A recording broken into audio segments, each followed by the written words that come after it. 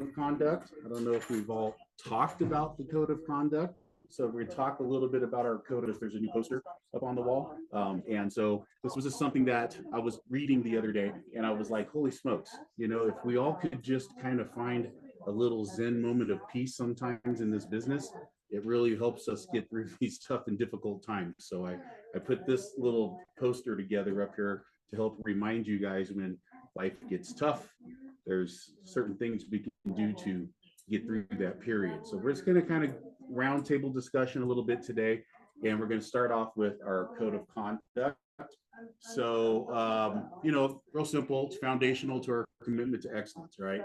It ensures that we consistently act with integrity and place our clients' interests first. So the first one, I think this number one, I actually put these in order as of what I think is paramount. They're all important, but I always hear people talk about like, don't lie, being honest, play fair. It all comes back to one word for me, and that's integrity. Integrity is kind of that one key overarching word that just encompasses the golden rule, right? The way that you should behave. You want to treat people like you want to be treated. So what I want to do is I kind of want to maybe pick a person or two to talk about each one of these things, what it means to you, so we can just kind of have a little roundtable discussion about our code of conduct. So acting with integrity and honesty. I think I kind of covered that one myself already just now, but engaging honestly with integrity, fostering trust in every interaction with our clients, colleagues, and the community. So why those three?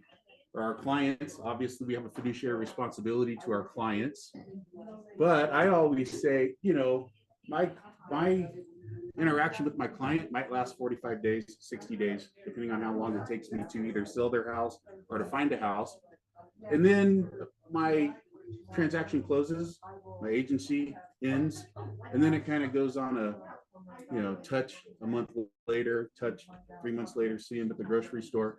But when it comes with our colleagues, right, in here in the office or other agents at other offices, we might do 2-3 transactions a year with the same agent. I mean, there was a period of time there where it seemed like Christy Raven and I must have been on the same wavelength because we did like 4 transactions one year. It's like, oh, it's just me again, Christy. Oh, I'll take your offer, Josh, no problem. So having that relationship of integrity with fellow realtors is super, super important. So sometimes you might want to think about that before you flame torch somebody out there.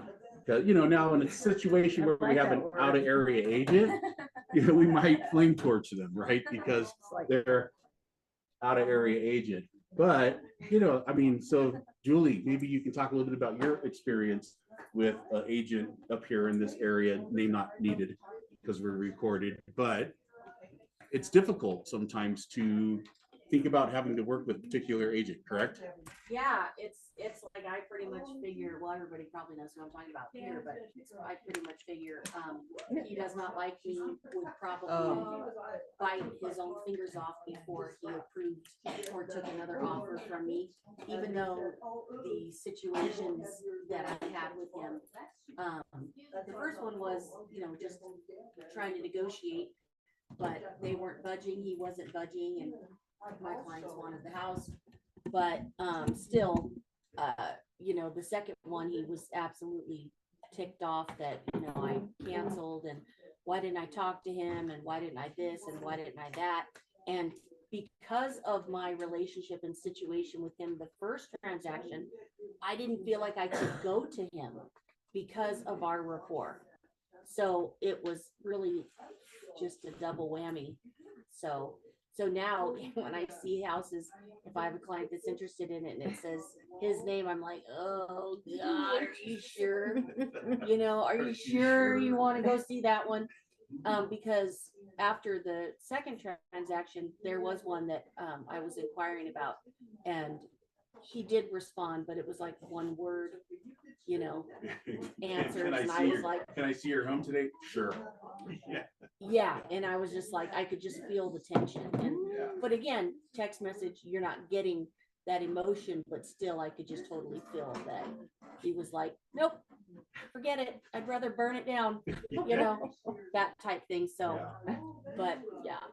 But you Yes. have to remember that we have, internal customers, which are our peers and the people we see every day in the office and stuff like that. And then external, which is all of our clients. So you have to try to maintain some sort of integrity with that because, you know, it's again, all about relationships and, who you see out and about, and, you know, you don't want to bad talk and, you know, even though they do, and we do sometimes, you know, not our favorite people, but, it's still a business and you still have to get through it and you still have to act accordingly. So whether or not I like him or not, if I had a listing and he was interested in, I would act accordingly. I wouldn't be a jerk because it's business. That's right. So Business. And what does it mean to have integrity with the community? What do they say up here? It's a pretty small town, right? Yeah. Pretty small town. If you get called out as somebody who lacks integrity, lacks honesty, lacks fairness, it's going to be really difficult for you to have a career up here. Really difficult for you to have a career up here. So again, always acting with integrity, right? What does that mean? It means waking up in the morning and can you look at yourself in the mirror? Can you honestly look at yourself in the mirror and say, I'm acting accordingly. I'm doing things the right way, right? Which kind of rolls into number 2, uphold ethics. So Darla, what does that mean to uphold ethics? So, I mean, which is something you guys are going to take soon, right? So like your ethics are sort of like your standard of things that, I mean, I kind of see ethics as like a little bit of an, like maybe not an integrity, but ethics are a little bit more official, right? They're sort of like, you have like ethical. Well, we are bound by the code of ethics. Right, What does right. the It's code like, of ethics do? How does it differentiate us from other people? well, because, Well, but yes, but if we didn't have to maintain the code of ethics, what would our professional designation be? salesperson. We'd be a salesperson. We'd be a real estate agent. We're all real estate agents, but not all real estate agents. So all realtors are real estate agents, but not all real estate agents are realtors. So we actually get an official designation because we follow the code of ethics. Right. That's the difference between. And we could lose our license. yeah, there, you've got something that, I mean, I guess of ethics in life, like if, you know, maybe like go to jail, well, you know, for something if you don't, but like here you lose your job. Like you can't just, you know, say one thing and like do another. You know, you have an ethical It's almost like a moral obligation. Yeah, it's a ethical moral, yeah. obligation, Yeah. right? To behave and so who is familiar with the code of ethics? Who's actually looked at the list in the last 2 years of the code of ethics? Not a whole lot of, I don't see a whole lot of affirmative faces. Does anybody know how many articles are in the code of ethics? Throw a number out No, I there. don't know, but that is on the test. There's I was gonna 16 say articles. 13. 16 articles in the code of ethics, and they're broken up into 3 categories. Anybody know what the 3 categories are? No. So you have ethical obligations to other realtors, ethical obligations to your clients, and ethical obligations to the public.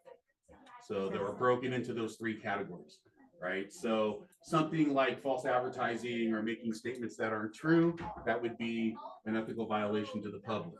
If you do something wrong in a transaction to another agent, then it's agent to agent, and if you don't represent your clients fairly, commit fraud or some sort, then it's to your client.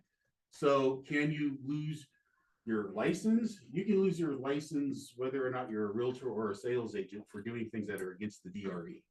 If you break the code of ethics enough times, then an association can suspend your membership as a realtor, and then you have to go work as a sales agent.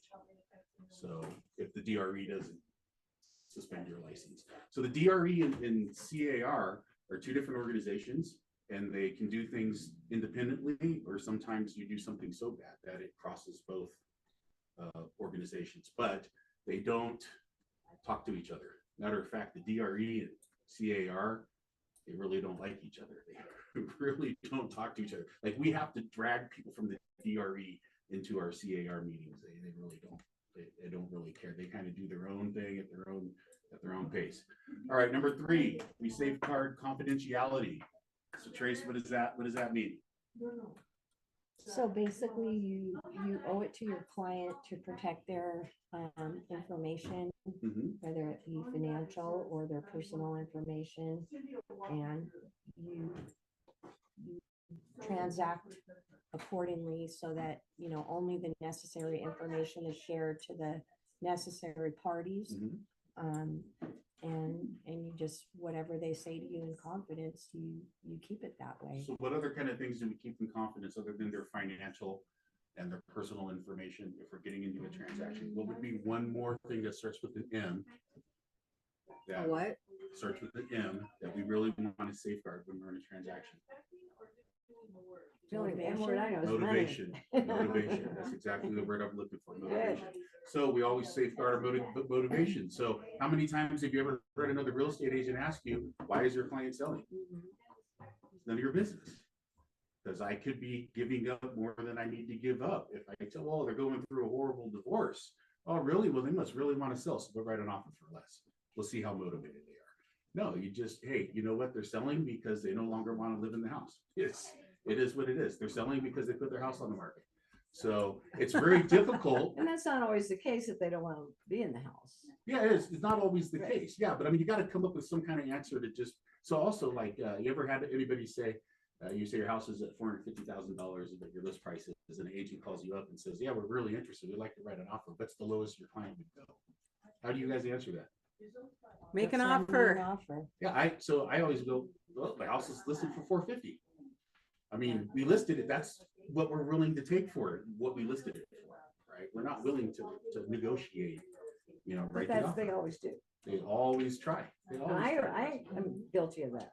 Yeah. What are you willing to take? Well, Oh, with anything, if you're Yeah. selling a vehicle or Yeah. that's the first thing people say, well, what's your best? What's your best? Yeah, what's your best? Hey, real estate's negotiable, right? Your best offer.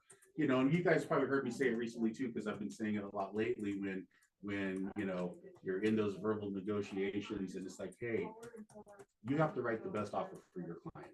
Don't ask the other side what's the best offer for them, because that might not be the best offer for your client. Your client says, right, at 90% of the value of the home, write it for 90% of the value of the home. If the other side rejects it, great, but you have to do what's best for your client. Write the best offer for your client.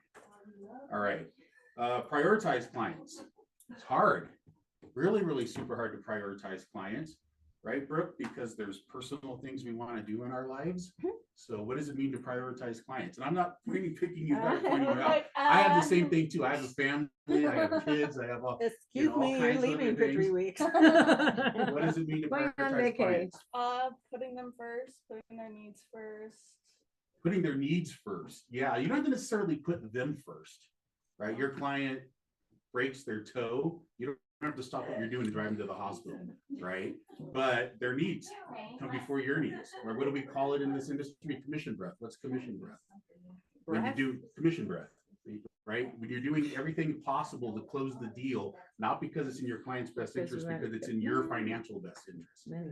That's what we don't want to be doing. We don't want to be putting our needs, our financial needs, our numbers needs, our popularity needs over our clients' interests. Clients always come first. And it's like my parents used to say, it doesn't matter if you're a garbage picker or a real estate broker. I'll just use that, but it's garbage man, as long as you're a great garbage man, the money will come.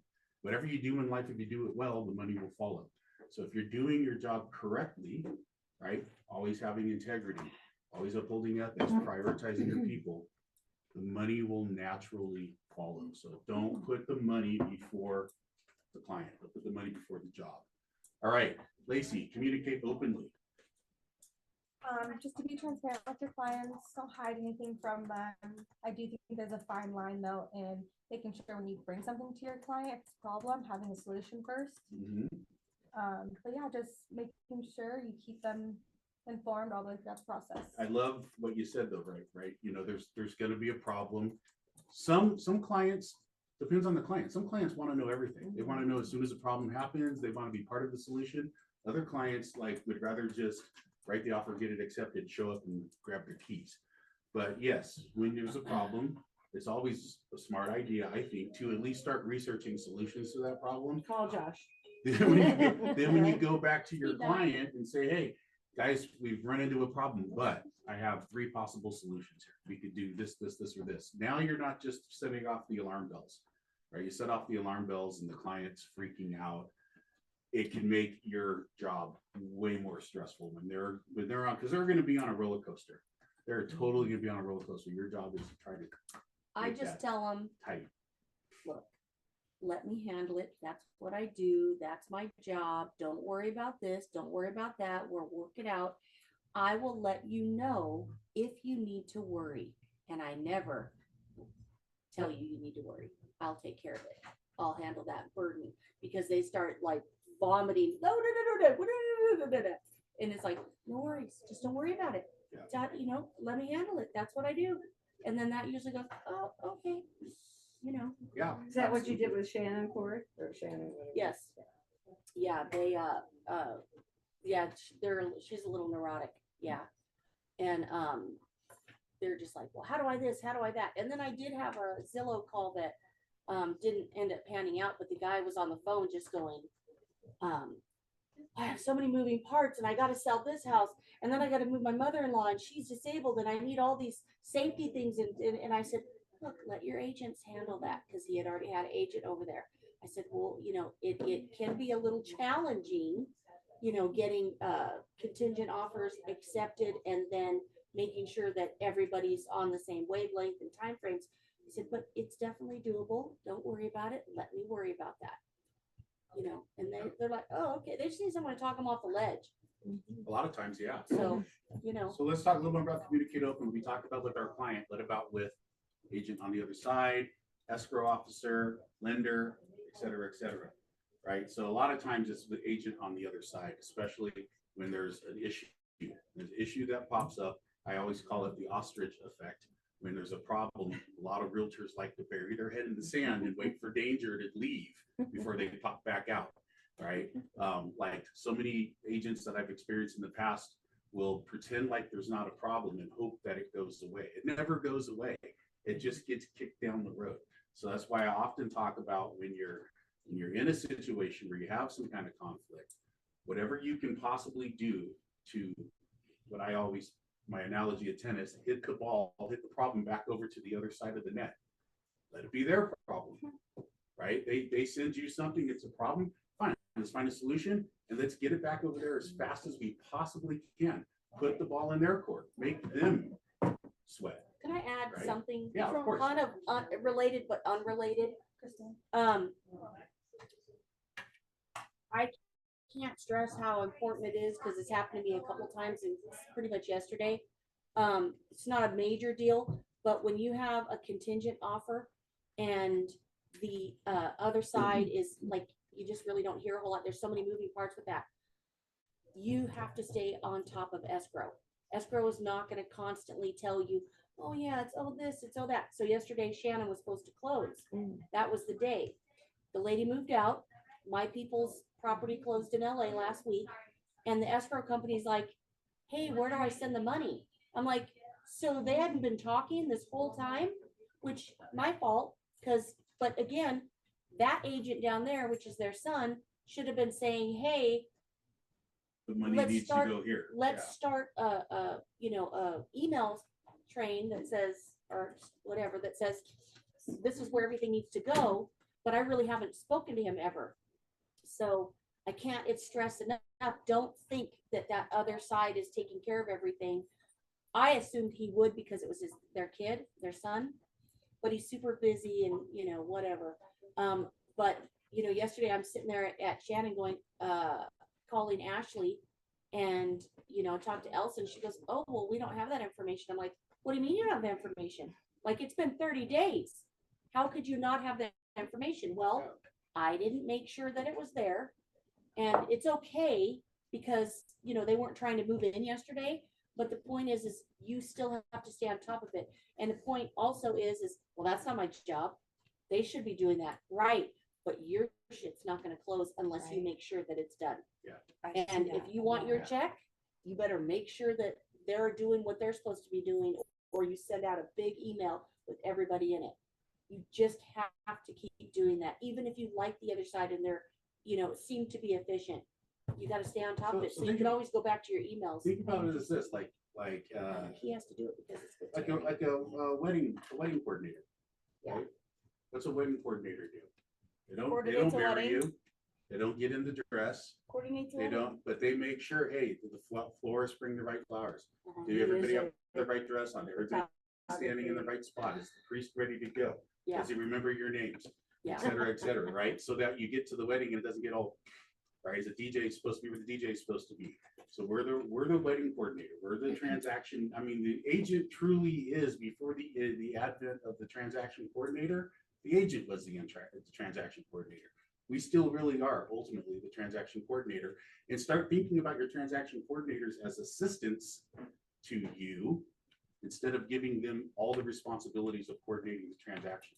We're still the ultimate transaction coordinators, and our TCs are helping us along the way. So we make the calls to the escrow officer. Hey, do you guys have everything you need? Are we ready to close? All right, because the buck's supposed to stop with us. But then the problem is, if it doesn't stop with one of you guys, then it comes to this, sits on my doorstep. And then it stops with me. All right.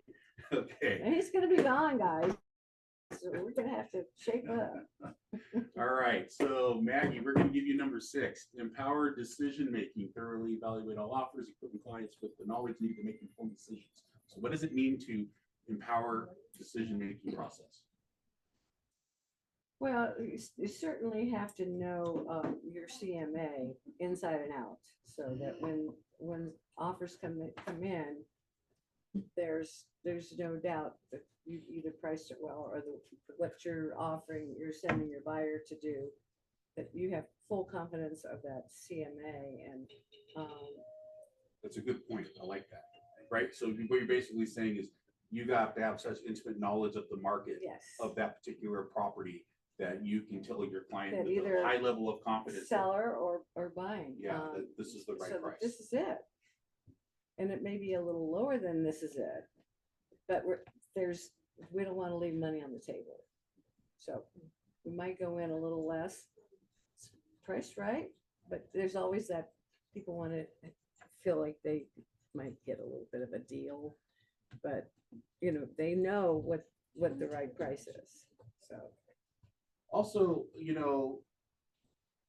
evaluating those things with your client's motivation can be big too. Sometimes when it comes to pricing, I always go back to the motivation.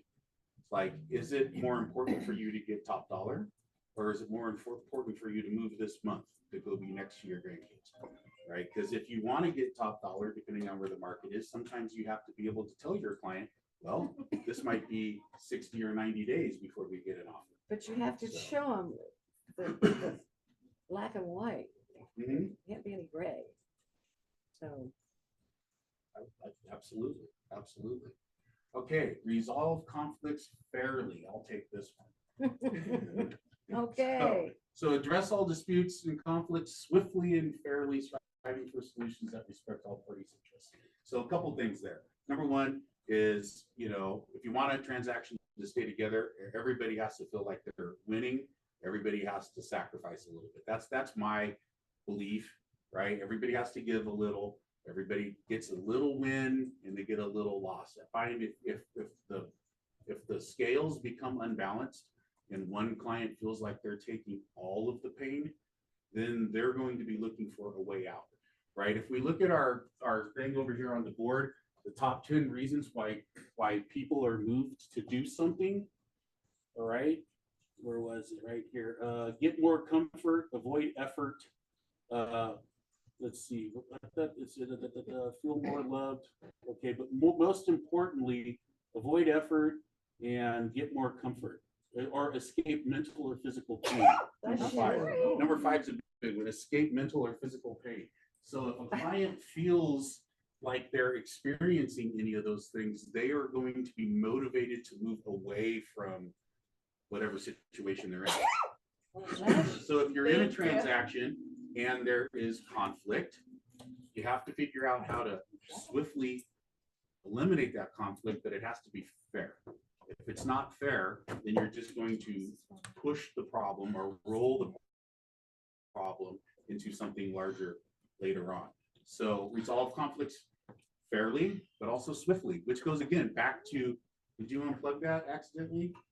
No, Did it unplug? I'm just trying to move it. I gotta start video. Hold on. I think it might have unplugged. Oh, It's stuck. now it's staring right down at your head. Oh, for crying out loud, I'm sorry. It's okay, don't worry about it. No, you did unplug it. I think it has been working for a little bit because I looked up there and I didn't see it. Gotcha, no problem. Okay, this also goes back to, though, guys, you know, being quick about it. This goes back to the ostrich in the sand deal. When there's a conflict, don't hide from it. Get on it quickly. All right, Julie, we're gonna go back to you for Oh, foster God. teamwork. Okay.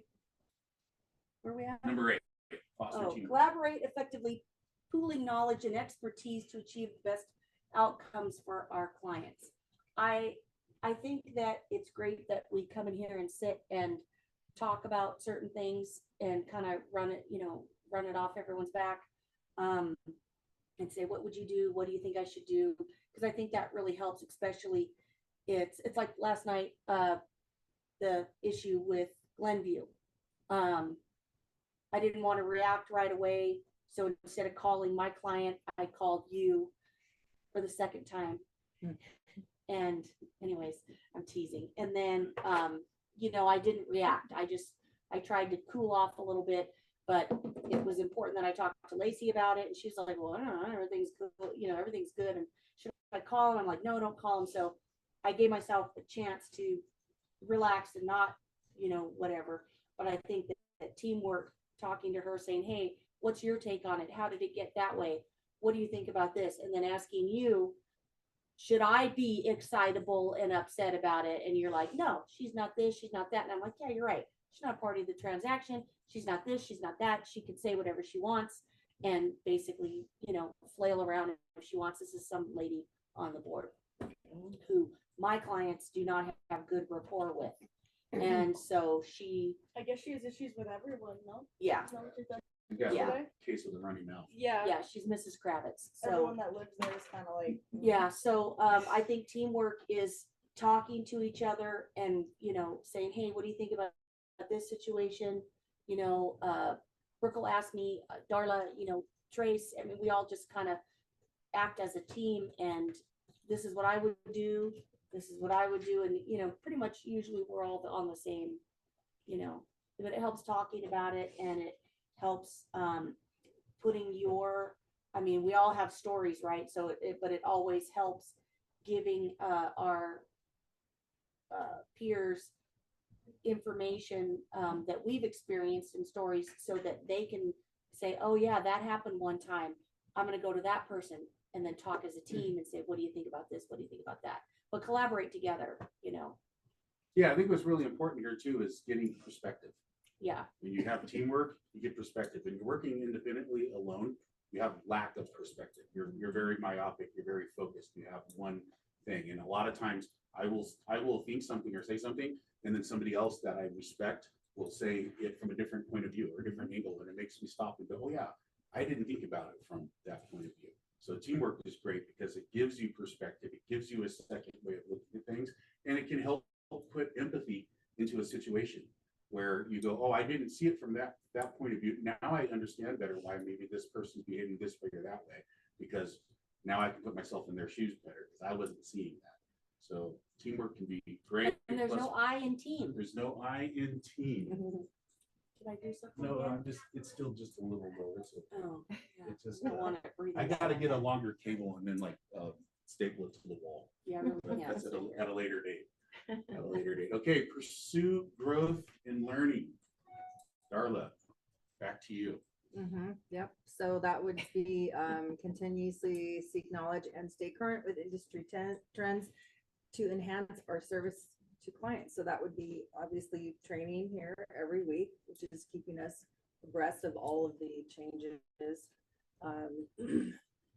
And I think, reading articles, sending TikToks about things that, that we might need to keep in mind or learn. I think that real estate, like wine, it's never ending. Never You ending. cannot know enough. You just can't. And So where can you learn from? Give me some ideas, anybody throw them out there. So you mentioned TikTok, some great resources on TikTok, as long as you're following people who know what they're talking about. Video can be a great way. Any place else? Online, of Well, course. even our board, Yeah. there's all kinds of right, speakers and have lunch with us and learn right. You go to something. tar Yeah, meetings. lunch and learns. Yeah. Yeah, you were saying online, right? So you can get a designation, right? There's probably 20 designations between CAR. So I think CAR, their certificates, and NAR, their Did you see designations. where Tara is offering the scholarship program? that they're- Are they doing it again? Yeah. Excellent. Scholarship program basically allows you to go, it'll help pay for your Up course. to $200. And I know we did that during COVID when I was president, and luckily it fell in because it was COVID. CAR and NAR had like slashed the prices in half, so the $200 completely covered. Mm. But I think they're normally what, about $350, $400, something like that. It varies, but Yeah. that just came out yesterday, and I thought, oh, that's great, because I'm taking a course for my elective to get the ABRC or whatever it's called. But they'd slashed the price to $120, so I thought, but to qualify, there were certain things that you have to qualify for and to get the scholarship. So are you going for your ABR right now? Yeah, Okay, so ABR is accredited buyer's representative, right? So it's and I have to take one elective course and show that I've sold 5, buyers transactions. And then I can get so I'm taking the CMA designations, I think it's the designation, but the manual's 135 pages long. Yeah. So it's gonna be a doozer. But it's, again, the point being to continue to grow. Don't get stagnant in this business. This business will pass you by. It'll pass you by real quick if you're not staying on top of all the trends. I mean, all it takes is a global pandemic, right? Or a nationwide lawsuit, or anything really will change this industry very quickly. You gotta stay on top of it. All right. Engaging with the community. So let's have Lacey talk about engaging with the community. Number 10. Well, obviously as realtors, we're kind of the hub of our community, and it's important to be involved and get to know, your community, what kind of events we have going on, the type of people here, and keeping them informed. Cool. And Julie, what does Krista say about number 10? Krista Mayshore, what does she say about number 10? What does she tell you to become? What's her big training thing? Oh my gosh. You're supposed to become a community expert, right? Yes, an Community expert in your expert. community Become an about expert in your areas and Absolutely. things going on, and I know she's been watching Krista Mayshore a lot Yeah. recently. That's why Yeah. I asked her specifically. So Yeah. Krista Mayshore, if you guys remember, is the girl that wears the pink and has no problem letting everybody know that she's, all done up the way she is. But she's got a firecracker. She's got a lot of energy. She's got a very attention-seeking type of voice and personality. But she's successful. And she's successful because she's become a community leader. She uses video. She uses video to talk about the community, whether it's, describing the different 5 or 6 different communities we have in Tehachapi and how they all differ, which ones are horse ones, which ones are good for commuters, which ones are this, which ones are that, doing, maybe a business spotlight, or talking about how the city of Tehachapi is, working to enhance services to the area, talking about the hospital. When buyers from outside the area are looking in and they see one person that stands out as that person that understands what's going on in town, they're going to be more likely to choose you because you seem like you're informed. So engaging with the community, it means a number of things. It means becoming that community expert. It also means, how do you give back? Right? We talk a lot about giving back. Think about it for just 2 seconds. If you think about the income you made last year that you reported on your tax return, where, what, or who was the source of all that money? 100%. Where did it come from? The community. It comes from the sale of somebody's house, right? Your income comes from the proceeds of somebody's house. So we don't create a widget. We don't sell a widget. We're a service industry, and every dollar we make comes from the community. So if, like I said, if you were at Ron Depue's thing, if you want to make a greater community, right, you give back to the community becomes greater, and then the community makes you more successful. So it's a closed loop. It's an immediate feedback system. You push in, it comes back. The more that comes back, the more you push in, the more it comes back. So engaging with our community, we're building a better place to live, right? It's gonna make property values go up. All right, last one, strive for excellence. It's a tough one. This one is the hardest one of them all.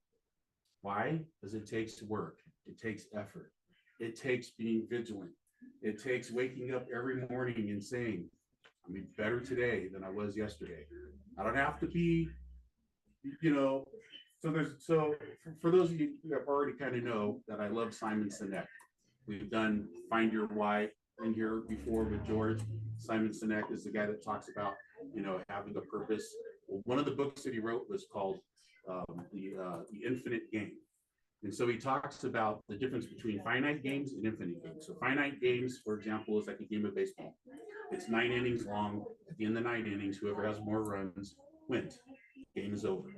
Infinite games are things like global domination, business, a marriage. Can you ever win at being married? No, you never win. It's just every day try to get better. With business, with what we do here, we will never win. There's never a time when this comes to an end. We say, okay, we've achieved everything we need to achieve in business. We win. No, there's always somebody else. There's always more to do. There's always tomorrow. So striving for excellence means waking up every day and saying, what are the couple of little things that I can do today that makes me better today than I was yesterday? So that takes work. It takes effort. It takes energy. It takes dedication. It takes all of those things. So striving for excellence is very hard to do. But when you're faced with the choice of, I know I got to do that, but man, I'd rather go do that because that looks more fun, right? You just have to be better. Yeah, Every day you have to be better. And I just tell myself, okay, today I wasn't so good. Tomorrow I'm going to be better. And that's the other part of number 11 that's really important, right? It's being able to be good to yourself, because you're right, there will be days where we fail, and failure's fine. It happened. It's an event. You failed, you move on, you bury it, you move forward. Sports players talk about it all the time, right? If you miss the shot, you can't let the missed shot affect your next shot. So there's going to be days when it's bad. You wake up, do it again. All right, any questions about the code of conduct? Does it make a little more sense now? I know you guys all glanced at it when you signed it, but it's a little different when we talk about it. All right, so that's going to just roll over into this little training here, which is what our new poster is behind on this wall over here to the right. So anybody have any idea who Marcus Aurelius is? Does that name ring a bell for anybody? Roman. He was a Roman. Was he a philosopher? He was a philosopher, but he was more than just a philosopher. He was actually the emperor. Okay, he's called the philosopher emperor, the philosopher king. He was. So who's seen the movie Gladiator with Russell Crowe? Gosh, a long time ago. Didn't you see Yes. Gladiator? Yes. Oh, look at it. Gladiator with Russell Crowe. Marcus Aurelius is the old emperor that dies before his crazy son Commodus takes over and starts doing all that crazy stuff. So Marcus Aurelius was wrote a book. I can't remember the name of the book off the top of my head. Wrote a book, but didn't expect anybody to ever read the book. And in the book, he had a lot of his philosophical reflections. So I thought to myself, when we get stuck in these really difficult challenges, this can kind of help us get a little through. So number 1, impermanence. Everything in life is temporary. Life is fleeting. Also, the Buddhists believe that way. So you ever seen the Buddhists when they make those big sand mandalas and they spend weeks and weeks pouring sand and they make these beautiful drawings on the temple floor with sand. And then when it's finished, they just wipe it away. All that work, all that meditation, and then they just simply wipe it away. The meaning of it is everything in life is temporary. Beauty is temporary, art is temporary, pain is temporary, happiness is temporary, love can be temporary. Everything should be temporary. So if we're holding on to things, anger, regret, right, whatever it might be, you got a grudge, it affects you. It affects you physically, it affects you mentally. So it's just a reminder, everything is temporary. Let it go. Let it go. Even your life is temporary. And it's really interesting because my wife, when she worked at hospice, she saw a lot of people at end of life. And she said not a single one of them ever mentioned, I wish I would have worked harder. I wish I would have made more. I wish I would have drove a better car. They all said, I wish I would have loved more, had more opportunity to love. And I wish I wouldn't still have a grudge against a family member or a friend. I wish I would have fixed that issue. And now it's too late. So just remember, guys, everything is temporary. Okay, inner peace. True peace comes from within. External events are beyond our control. So this always reminds me of when I was younger, you know, you're dating a girl and they're not quite right, you know, but you're like, I can fix that. You know, I can fix that. No, you can't. You can't fix anybody. You can only fix yourself. Right? When my son went to the horse camp in Arizona, that was one of the things that he learned when he was there. If you want things to change in your life, if you want to change the way somebody is responding to you, you can't make them. You have to change the way you respond to them. You change the way you respond to them, that will create the change in the way they respond to you. Yes, Julie. Go ahead. I know, I'm trying to figure out how to say it. Drug and alcohol rehab, not me, but if nothing changes, nothing changes. So if you don't change what you're doing or how you're going to do it, whether it's your life or whatever, then nothing's going to change. 100%. So yeah, you have to be the architect of change in your own life. Yeah. Absolutely. And the other part that's important about this is external events are beyond our control. Right? If you're sitting there saying, well, you know, I'm this is happening to me because somebody did this, no. That external event shouldn't change the way that you respond. You have the ability to control your response to that external event. So don't let external events change your level of inner peace. All right, rationality. Use reason and logic to navigate life's challenges. That sounds like a very philosophical thing. Sounds like a very male thing too. I will admit.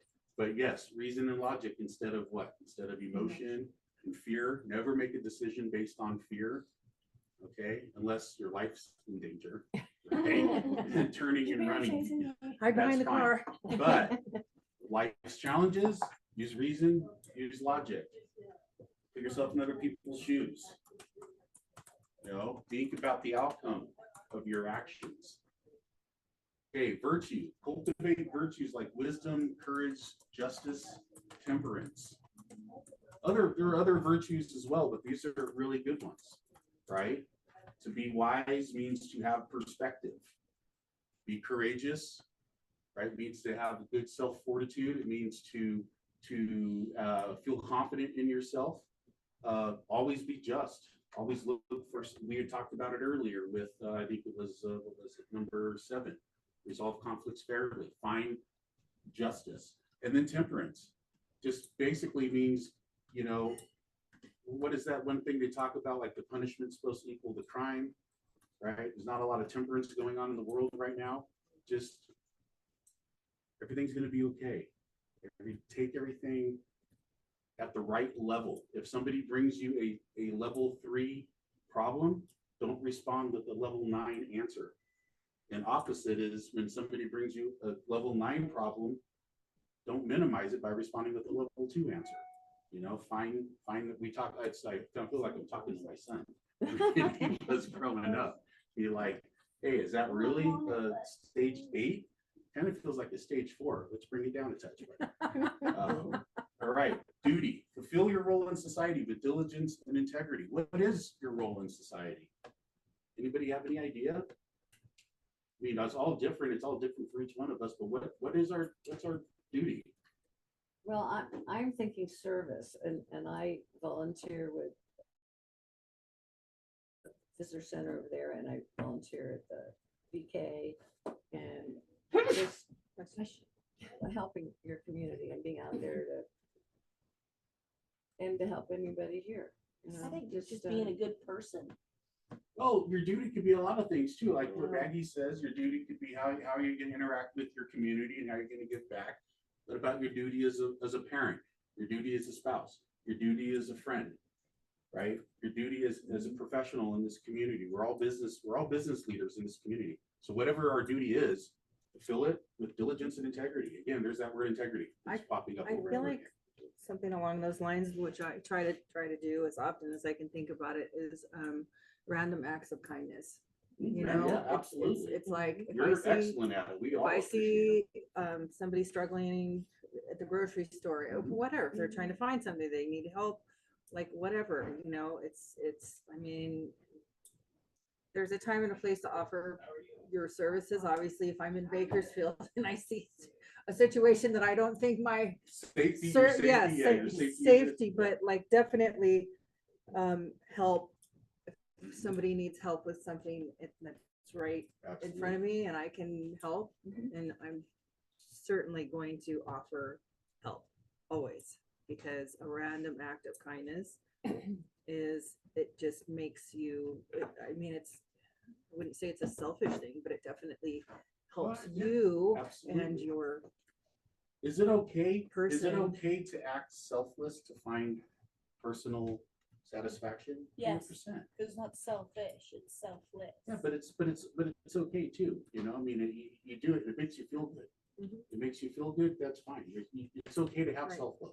Like giving blood, like my sister used to give blood a lot.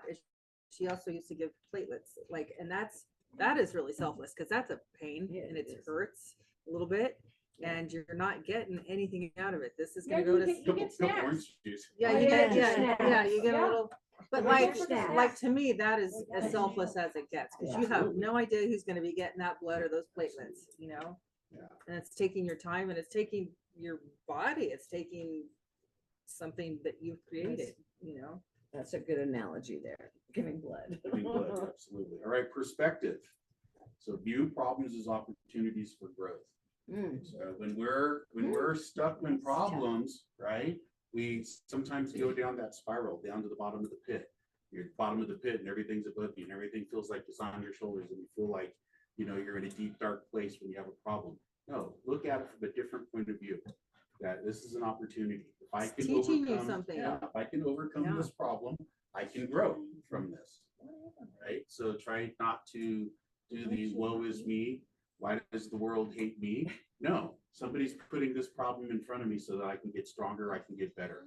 What do they say? What is it? How does What it doesn't say? Doesn't it make you stronger? What doesn't kill you makes you stronger? Is that what it is? Is that Kelly Clarkson? Yeah. I thought you were gonna sing that, but Like, don't be a victim. Like nobody's don't a be a victim victim. of life, and it's Don't be a also victim. your perspective on that. Like, you know, oh, this, that, and the other thing. It's like you're looking at this situation probably completely different than the person next to you who's not having these same issues with it. You know, you just gotta not have the victim attitude. all right, acceptance. We've all kind of heard almost this one before. Accept what you cannot change and adapt to circumstances. That sounds a little 12-step-ish. Yeah, Right. I was gonna say, isn't that in there? It's a little bit, but it's acceptance. Like, you know, at a certain point in time, you have to realize that things are the way that they are. And some things you can try to change, some things you can build on and grow on, other things you can't. So, for example, if you wanted to play basketball, but you only grew to be 5'2", right? All right. It's just the way it's going to be, but you can adapt to those circumstances, and then you can be a quick little point guard out on in the city's court and still have a good time. But you're not going to be pro, whatever that might be. Maybe get into wrestling, right? I mean, Yeah, maybe you can do something else. But accepting the world as it is, and then more importantly, is adapting to it, and then making it work for you. So, all right, mindfulness. This is a really tough one. Mhm. No, it's not. Live in the present moment without being overwhelmed by the past or the future.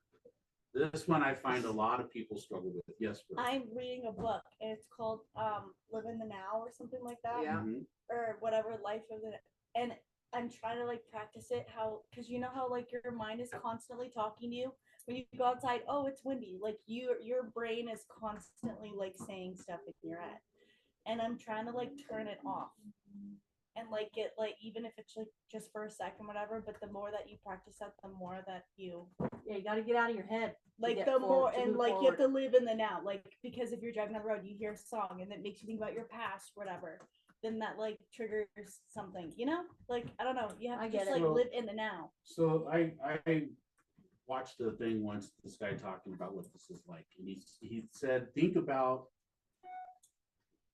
it's like everything about time, the continuum of time, comes down to a fine needle point. And it's in your timeline is just ripping ahead, right? The clock doesn't stop, the world doesn't stop turning. And the tip of that needle is the now. And everything before it is the past. But you can never make that needle go back and replay that section. And you can never take that needle and move it forward and play that section. It's only playing the instant that it's touching. And so that's really hard because, like I said, the past can't really do too much about. You can learn from it. Yeah, You you can can- reflect on You can it. reflect on it. The future, You can plan for I it. really don't know what's Kinda. going to happen up there. But the thing that I see, you see a lot You of people shouldn't doing reflect too though, much on the a past. lot of though. people you'll see will get paralyzed Mhm. and they won't move, they won't act, they won't do anything because they're either afraid that something that happened in the past is going to happen again, or they're afraid that something in the future is going to happen and it's going to be bad and they don't want to deal with it, so they just don't move. They just stay. Yeah. So I don't Right. even think you should reflect on the past, honestly. I think you should practice always living in the now, but that's really hard to do. Like, it's really hard. really hard to do. I'm trying to. All right, next So on the hard. list, humility. Recognize your limitations and remain humble. Right? Yeah, I was like, "Ee." Hey. So again, we are who we are. Don't act like you're stepping in high cotton. Where'd that one come from? I haven't heard that before. Humility. That's a new one. Where'd you Well- come up with that one? No. So I- again, Here it is. recognizing your limitations goes back to self-love, right? Like you go back to that, like I should have done this, I should have done that. Some of those things you might not be able to do. Some people do things better than we do. It's just the way it is. Some people know more than we know. Some people have more money than we have. Some people have better job than we, whatever. Some people dress better. Some people have better hair. Yeah. You know, all of the above. We are who we are. And then the flip side is when we are gifted with abundance in something, remain humble about it. There's no need to brag or boast about what you do and what you do well. Try to remain as humble as possible. Okay, interconnectedness. Understand that all humans are part of a larger whole. Huge. I mean, think about all the problems in the world that would just disappear if we all understood that. So I don't know if you guys ever saw, I think it was like Star Trek 5 or Star Trek 6, one of those Star Trek movies. No, this is really true, right? So all the humans lived on a planet with war and all that kind of stuff. And then somebody finally tests a rocket that can like hyperdrive or whatever. And apparently they're, you know, the rest of the galactic foundation has been watching Earth this whole time, and we're waiting for us to get to this moment where we could become part of the universe. And then once that happened and Earth saw that it was part of a larger thing, all war and crime and violence on Earth ceased to exist, right? Because it all went away because we all understood we were interconnected. So I know that's really kind of a odd story Yeah. to bring up, but that's the one thing that I always triggers in my head, because I must have obviously really liked that movie when I was a kid. But we're all part of a larger whole, and I think that, you know, is indicative of how we try to run our office, right? Each one of us is part of a bigger picture, and then from the office standpoint, we're part of a larger association. And then when you start to travel and go to some bigger events, you realize that Tehachapi is part of Region 12. Region 12 is part of California. California is part of NAR. And NAR is part, really, honestly, part of a global alliance of realtors. So we are bigger than who we are, but it's the same thing with your life personally at home. You know, you have yourself in your room, and then how you interact with the rest of your family, and then how your family, your nuclear family interacts with your extended family, and how your extended family reacts with its community. So just that feeling that we're not alone, that we're part of a larger whole, that we're part of the community, and the community's here to help us. All right, self-discipline, exercise control over your desires and impulses. What does that mean? What does that mean to everybody? Well, the other night I went to go to the bar, but I decided not to. Very much so, right? And my counterpart got totally trashed. And so I'm glad I didn't go, because I would have been right in that whole scene. It's a great And example. crashed for a week after. So you have to just- Counterpart got Responding trashed. professionally to the emails that you're going to read in a few minutes. Responding professionally, Wow. yes. Right. Exactly. No, that's a really good point, right? Lacey's just got an email that she really would like to say certain things, but now she's got to exercise self-discipline on how she's going to be professional about it, right? How she's going to practice temperance, how she's going to be rational and use logic, right? Instead of just firing back, elevating, striving for excellence. This is all interconnected, both of these things, it's all interconnected. All right, gratitude. It's a tough one for a lot of people. Be thankful for what you have and appreciate the good in life. It's a tough one. Should for a name lot of 5 folks. every day. 5 things that you're grateful for. 5 things that every you're grateful day. for. Every Yeah, I day. think, what was that, 2 Christmases back, we all got a book, a gratitude book. Right? Who was here for the gratitude book? You weren't here yet? Did you get a gratitude book? I don't know. Terry got a Think so. gratitude book. Did you get a gratitude book? You got one? Yeah, you got one, We right? did? Okay. Oh, Every what? day, wake up in the morning and write in the book the things that Yeah, you're yeah. grateful for. Right, appreciate what you have in life. Think about it, guys.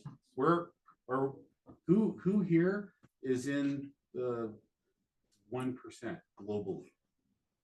Not in our country. Who here is in the 1% Of what? of the world, of our quality of life, of the way that we live, of what All we of have? us. All of us. Oh. All of us. There's 7 Like billion Elon Musk? people in the world. I didn't get it. 7 billion people in the world. There's 300 million here. And if you look at, you know, China's got 1.5 billion. India, we live better than most of the people in India, a lot of people in China, everybody in Africa. Most of the people, think about what we really have, what our life, how good our life really is. We have iPhones and computers and lattes and cars that drive and airplanes that fly and the Yeah. resources and the money and to be able to do those things. Yeah, there's a thing that I've seen numerous times on some social media that says, you know, someone wishes they had the job you had, they had the family, the house, the responsibility, the this, the that. So, Yeah. you know, I thought that resonated with me, because you complain about certain things, but there are people out there that wish they were in your position. Absolutely. And not from necessarily like an economic way, but you know, Right. capitalism, a lot of times that whole thing of, well, you don't like your job, somebody else will take it. And I don't mean it in that way, but yeah, you're right. Somebody would gladly exchange. Okay, simplicity. Lead a simple, frugal life, avoiding unnecessary luxury. Right? Nobody wants to That's do a little that. difficult sometimes. Come on now. That's a So little- think about it. Like if you were a glutton and you ate the richest food all day, every day, and drank all the wine you could drink all day, every day, you're going to die early. You're going to have heart disease. You're going to have fatty liver. So it's okay to occasionally do that, but in general, lead a simple life. Do you really need a supercar? Or is the car that you're driving just fine? Do you really need to spend lavishly every place you go, or could you get by with a little bit less? It's just a virtue. Go to the It's doctor. just My wisdom. favorite I store. have to leave, I'm sorry. No problem. We only Okay. have 2 left. You're quite all right. Thank Okay. you. I used to love Neiman Marcus. Now I'm all about the dollar store. You know, I mean, Yeah. it's Okay. Bye. See you later. Bye, Maggie. Resilience. Resilience. Build resilience by facing adversity calmly and rationally. Okay, we're gonna have adversity in our life, but how do you respond to it? Do you freak out? Do you flip out? Do you lose your brain? Or do you calmly address the adversity that you're facing and rationally come up with ways to build character building? And then the last one, guys, mortality. Reflect on death, value life, and prioritize what truly matters. We just talked about that with the hospice, and I find that as I hit about 48 or 49, and even more now, I reflect on death more than I used to when I was in my 20s. It wasn't even a thought. And as a matter of fact, I used to be scared of it. I used to be scared of death. Now, not so much.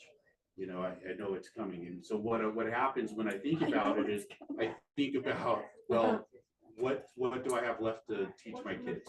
What do I have left to say to who I need to say things to? What do I still have left to do in life? So that's part of that, prioritize what truly matters, because it's really easy when you're super young to just bang through life like a bull in the china shop and just, you know, live in the moment, but live without meaning. So understand that life is fleeting, everything is temporary, live life with meaning. All right, so thanks. Yes. Guys coming, remember the solar guys coming to talk for Today? 15 minutes. In 15 minutes, we'll still all be here. We'll give them his time. Does anybody else have anything they want to add in on what was more of a, I don't know, what would you call today? More of a philosophical training? Yeah, anybody want to add anything in there? I think that last one, I never really thought about death until my parents were in their 70s and they both got really, really sick with a bad flu. And it all of a sudden hit me like a ton of bricks, like, wow, my parents aren't going to be, it was like weird to not have ever thought about it. And then, you know, they lived a long time after that, but it taught me that you should always tell the people in your life that how you value them while they're here, because it doesn't do any good when they're gone. So that's one thing that it hit me, that people in my life that matter and why they matter, I want to tell them while they're here, so they hear it from me and don't just assume it or not even ever get that message, because they're important for a reason. Absolutely. I think they need to hear that. And they always say, don't wait until you're at somebody's funeral and you're eulogizing them to tell them how much you miss them, and how much you love them, and how much they meant to you, because it doesn't matter anymore, because they're inside a pine box and they can't hear you. So yeah, tell people now. Tell people how much you appreciate them now. All right, thank you. Thank you. We'll conclude our day. It's good to brush up on the stuff. It is occasionally, Mhm. you know, try to like once every 3 months throw one of these in there.